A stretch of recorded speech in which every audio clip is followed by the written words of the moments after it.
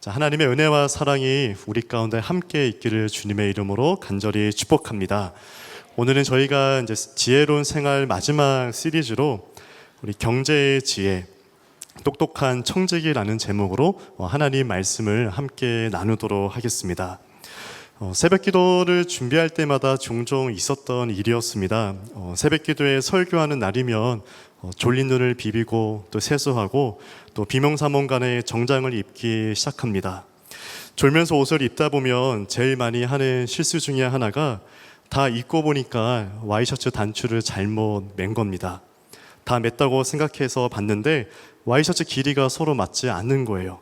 그래서 처음부터 다시 풀고 다시 첫 단추부터 시작한 경우들이 종종 있었습니다. 지금은 조금 익숙해졌지만 셔츠를 입을 때 중요한 것은 이처럼 첫 단추를 잘 끼우는 것일 겁니다. 첫 단추를 잘못 끼우면 나머지 단추도 다시 한번 끼워야 된다는 것이죠. 마찬가지로 우리의 인생에서는요, 우리 인생의 저마다 첫 단추를 끼워야 하는 여러 순간들을 만나곤 합니다. 특별히 우리는 미국에 와서 처음으로 경험한 것들이 참으로 많습니다. 한국에는 전혀 해보지 않았던 영어로 공부도 하기도 했고, 첫 직장에 들어가서 어설픈 영어로 첫 직장 생활을 시작하기도 했습니다. 처음으로 경험하는 여러 문화 충돌 속에서 문화적인 또 언어적인 어려움 속에 큰 스트레스를 경험하기도 했습니다. 한국에서는 해보지 않았던 것들을 경험하면서 여러 시행착오를 겪어 이 자리까지 우리가 함께 오게 되었죠. 내가 다시 그 처음으로 돌아간다면 나는 어떻게 첫 매듭을 잘 지을 수 있을까? 그런 질문을 우리 모두에게 다 해봤을 것입니다. 내가 그때부터 신앙생활을 했다면, 내가 그때부터 영어 공부를 열심히 했다면, 내가 한국에서부터 이런 준비를 했다면 그러한 질문 앞에서 대답을 하곤 합니다. 이처럼 첫 시작이라는 것이 지속적으로 지금도 여전히 우리 인생에 영향을 미치기 때문이죠. 오늘은 우리가 재정이라는 주제를 이러한 관점에서 함께 나누고자 합니다. 특별히 성경적인 관점에서 우리가 사용하는 이 재정의 첫 단추가 무엇일까? 우선순위가 무엇일까? 누구를 위해서 사용해야 하고 어떻게 사용하는지 첫 단추를 저희가 함께 끼는 시간을 갖고자 합니다.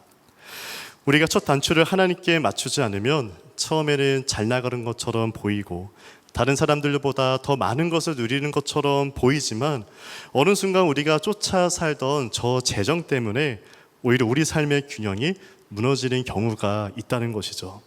그래서 오늘은 조금은 민감한 주제이지만 우리 헌금과 11조에 대해서 저희가 함께 나누고자 합니다. 본문 9절은 이렇게 시작합니다. 저희가 함께 읽어볼까요? 시작. 너의 재산과 땅에서 얻은 모든 첫 열매로 주님을 공경하여라 말씀합니다. 본문에서는 땅에서 얻은 첫 소산물로 하나님을 공경하라 명령합니다. 첫 열매와 하나님을 경외하는 모습이 연결됩니다. 더 나아가서 하나님께 드리는 11조가 하나님을 공경하는 모습과 연결되는데 그 이유가 무엇일까요? 사실 우리가 하나님께 첫 열매를 드린다는 것은 단순히 내가 받은 봉급의 10분의 1을 드린다는 것만 말하는 것이 아닙니다. 우리가 월급이 5,000불인데 그 중에 10분의 1, 500불을 떼서 하나님께 헌금한다는 것은 상식적인 생각으로는 쉽지는 않는 결정일 겁니다. 그럼에도 불구하고 우리가 그렇게 11조를 하나님께 드린다는 것은 내 삶의 시작이 곧 하나님께 있다는 고백인 것이죠. 내 삶의 모든 주권이 하나님께 있음을 인정하는 것이기에 내가 첫 열매를 드린다는 것, 그것은 돈이 내 삶의 주인이 아니라 나의 이 경제 생활의 중심에 하나님을 모신다는 우리의 믿음의 고백입니다. 그래서 우리가 일할 수 있는 건강과 능력을 주신 것도 하나님이시고 하나님이 내 삶의 시작과 중심입니다. 이러한 고백으로 나의 첫 열매를 하나님께 아낌없이 드릴 수 있다는 겁니다. 재정에서 나의 첫 열매를 드리는 사람을 관찰하면요, 그 사람은 반드시 재정뿐만 아니라 삶의 여러 영역에서 하나님의 중심, 하나님의 주권을 인정하는 사람일 겁니다. 나의 시간 속에, 나의 인생 속에 하나님께 매 순간 드리는 사람이죠. 시간에서도 첫 열매를 드리는 사람, 관계에서도 첫 열매를 드리는 사람, 하나님만이 내 삶의 주인입니다 라는 믿음의 고백은 우리 삶의 헌금뿐만 아니라 내 삶 속의 여러 곳에서 다양하게 드러나야 하는 우리의 자발적인 응답이 되는 줄 믿습니다. 성도 여러분, 성경에서 가장 처음으로 11조를 드린 사람은 누구일까요? 가인의 동생 아벨입니다. 아벨은 양의 첫 새끼로 하나님께 예배를 드립니다. 창세기 4장에 보면 이 가인과 아벨, 이 동시간대에 그들이 드린 예배에서 하나님이 아벨의 예배를 기뻐 받으시기로 작정하십니다. 단순히 아벨의 양의 첫 새끼로 하나님께 예배를 드려서일까요? 가인은 농사꾼으로서 밭의 소산물로 하나님을 예배했고, 아벨의 목동으로서 양의 첫 새끼를 가지고 하나님께 예배했습니다. 이렇게 같은 시간과 같은 장소에서 예배했지만 하나님은 가인의 예배가 아니라 아벨의 예배를 기뻐 받으십니다. 여러분, 그 이유가 무엇일까요? 우리가 조금만 더 창세기 4장 4절에서 5절 말씀을 이렇게 함께 보도록 하겠습니다. 함께 읽어볼까요? 시작. 아벨은 자기도 양의 첫 새끼와 그 기름으로 드렸더니 하나님께서 아벨과 그의 제물은 받으셨으나 가인과 그의 제물은 받지 아니하신지라. 가인이 몹시 분하여 안색이 변하니. 네, 하나님은요, 지금 이 예배 현장에서 어떠한 표현이 있습니까? 단순히 예배자가 드리는 그 제물만 받으셨다라는 것이 아니라 본문에서 말하기를 아벨과 그가 바친 제물을 기뻐 받으셨다. 그러나 가인과 그가 바친 제물은 기뻐 받지 않으셨다라는 겁니다.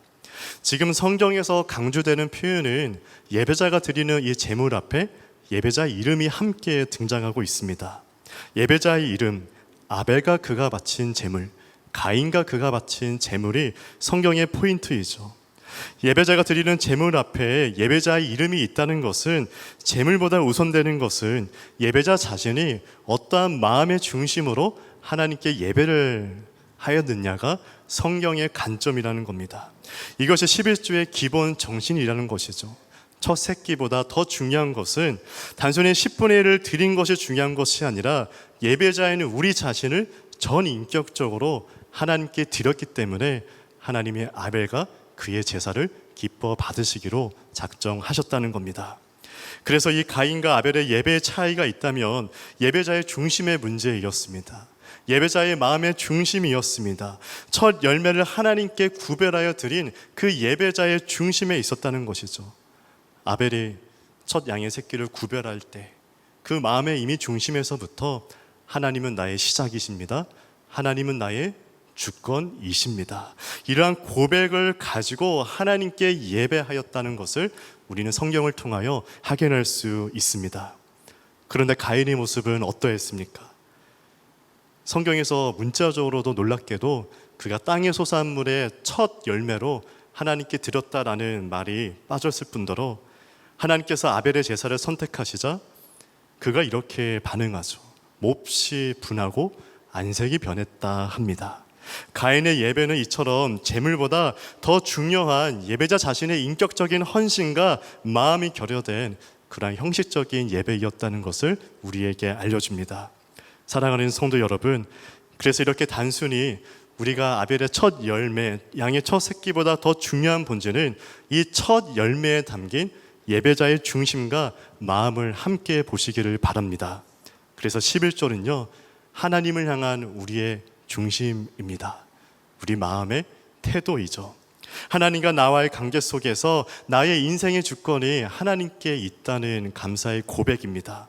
하나님을 향한 전 인격적인 믿음의 고백이 하나님께 아낌없이 드리는 우리의 헌금 생활 속에 나타나시기를 축복합니다. 자, 그러면 이 11조에 대해서 우리에게 여러 가지 현실적인 질문들이 있을 겁니다. 첫 번째로 이런 질문이 있을 수 있죠. 11조는 텍스 전인가요? 텍스 후인가요? 아주 현실적인 질문입니다. 새 후인가요? 새 전인가요? 정답은 사실은 yes or no입니다. 여러분들 마음에 자원하는 마음이 있으면 텍스 전에 새 전으로 하나님께 자원하는 마음으로 드려도 되고, 또 마음에 부담이 있으면 세후로 하셔도 됩니다. 11조는요, 사실 구원, 11조를 꼭 해야 구원받는 것은 아니죠. 11조와 구원은 상관은 없습니다. 그러나 구원받은 백성이라면 반드시 그 사람의 하나님께서 그 삶의 중심이 되신다는 그 우선순위를 두른 사람이라면 반드시 자원하는 마음으로 아낌없이 하나님께 드리는 사람일 겁니다. 그래서 11조의 정신은요, 율법이 아니라 감사의 표시이죠.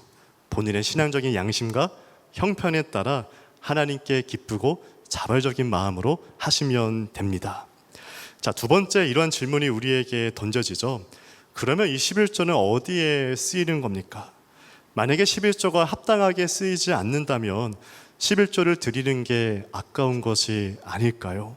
이러한 질문이 우리에게 생길 수 있습니다. 헌금에 대한 기본 전제는요, 우리가 하나님께 드린 이후로부터는 우리의 재정이 아니라 하나님의 재정입니다. 간혹 가다가 아주 어쩌다가 이런 케이스가 있죠. 나 이 교회에서 상처받았어. 그러니까 지금 내가 낸 모든 헌금들 다 돌려주세요라고, 그렇게 아주 어쩌다가 그런 케이스들도 있습니다. 그런데요, 그런 것이 아니라 헌금은요, 우리가 하나님께 드리는 이상 우리의 것이 아니라 하나님의 것입니다. 물론 교회에서는요, 성도님들이 드린 11조를 잘 사용해야 하는 책임이 있습니다. 교회는 11조를 잘 관리하고 사용하여서 교회에서 일하는 교직원들의 인건비를 주기도 하고, 가난한 이웃들을 구제하고 복음을 전하고 선교하는 일에 앞장서서 사용을 해야 합니다. 교회는 성도들이 자발적으로 드린 모든 헌금들을 잘 관리하고 감독하고 투명하게 공개해야 하는 책임이 있다는 것이죠. 구약에서는요, 11조가 다양한 용도로 사용되어 왔습니다. 그 11조의 정신이 오늘날까지 이어집니다. 특별히 구약에서 이 11조가 어떻게 사용되어 왔을까요? 첫 번째로 구약에서는요, 성막에서 봉사하는 레위인들을 위해서 이 11조가 사용되어 왔습니다. 우리 민수기 18장 21절 말씀 함께 읽어볼까요? 자, 시작. 내가 이스라엘의 11조를 레위 자손에게 기업으로 다 주어서 그들이 하는 일 곧 회막에서 하는 일을 갚나니. 이스라엘의 다른 지파와는 다르게 이 레위인들은 기업도 없고 땅도 없었습니다. 그들이 성소의 직무에 전념할 수 있도록 그 생계를 책임지기 위해서 백성들이 11조를 함께 드렸습니다. 오늘날의 교회에서 일하는 교직원과 목회자들을 말하죠. 또 구약에서 11조는 백성들의 축제와 교제를 위해서도 함께 사용되어 왔습니다. 우리 신명기 14장 22절 23절 함께 읽어볼까요? 시작. 너는 마땅히 매년 토지 소산의 11조를 드릴 것이며 내 하나님 여호와 앞 곧 여호와께서 그의 이름을 두시려고 택하신 곳에서 내 곡식과 포도주와 기름의 11조를 먹으며 또 내 소와 양의 처음 난 것을 먹고 내 하나님의 여호와 경외하기를 항상 배울 것이며. 가족과 이웃이 절기 때마다 함께 모여서 하나님 앞에 잔치를 베풀고 즐거워하는 데 이 11조가 사용이 되었습니다. 오늘날 교회에서 이루어지는 친교와 교제를 말합니다. 세 번째로 11조는 구제를 위해서 사용되었습니다. 신명기 14장 28절 29절 함께 읽겠습니다. 매 3년 끝에 그의 소산의 10분의 1을 다 내어 내 성읍에 저축하여 너희 중에 분깃이나 기업이 없는 레위인과 내 성중에 거류하는 객가 및 고아와 가부들이 와서 먹고 배부르게 하라. 그리하면 내 하나님이 여호와께서 내 손으로 하는 범사에 내게 복을 주시리라. 네. 백성들이 내는 11조는요, 그 당시에 사회적으로 떠돌이 생활을 하는 이들, 고아나 가부들을 구제하는 데 사용되었습니다. 마찬가지로 오늘날 교회에서 해야 하는 다양한 구제와 또 선교와 이 나눔을 가리킵니다. 그래서 이 구약에서부터 이 11조는요, 단순한 개인의 11조가 아니라 이 공동체 안에서 아주 아름답게 사용되어 왔습니다. 한 공동체가 신앙적으로 사회적으로 소외감이 없이 건강하게 성장하는 데 중요한 도구가 되었습니다. 그리고 그 11조를 통하여서 그 공동체가 이 땅 가운데 하나님 나라로 변혁되는 데 있어서 아주 중요한 선량한 도구가 되어 왔던 것이죠. 그리고 이 구약의 11조가 신약에 와서는 좀 더 우리의 마음의 자발성과 마음의 중심의 차원에서 강조됩니다. 우리 초대교회의 모습을 보면 어떠합니까? 단순히 10분의 1만 하나님께 드린 것이 아니라 자신의 소유 전체를 하나님의 것으로 인정하며 필요한 이들마다 함께 아낌없이 나누어준 초대교회의 모습을 저희가 함께 볼 수 있습니다.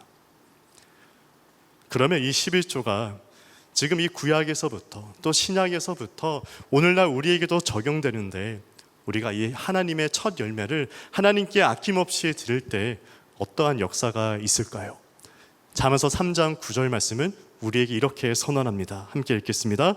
그리하면 내 창고가 가득히 차고 내 포도즙 틀에 새 포도즙이 넘치리라. 아멘.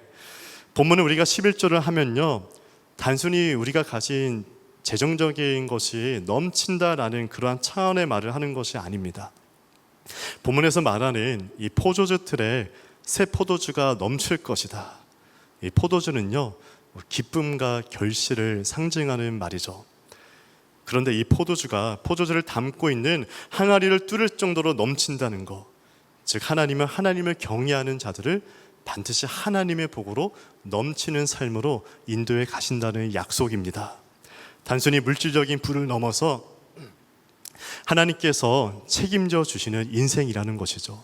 그 인생에 하나님께서 넘치는 평안함을 주시고 넘치는 신령한 복으로 채워주신다는 것, 우리 기준에서의 복이 아니라 하나님의 복이 하나님을 경외하는 사람들에게는 넘친다는 겁니다. 바라기는 사랑하는 저와 여러분이 이러한 삶에 하나님이 넘치는 복의 증거가 되기를 축복합니다.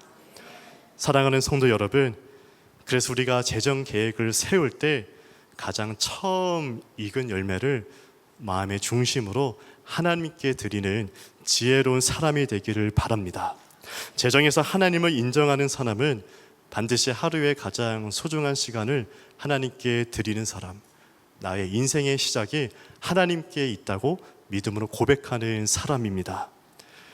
우리가 우리 쓸 거 다 쓰고 남은 재정과 시간을 하나님께 드리는 것이 아닙니다.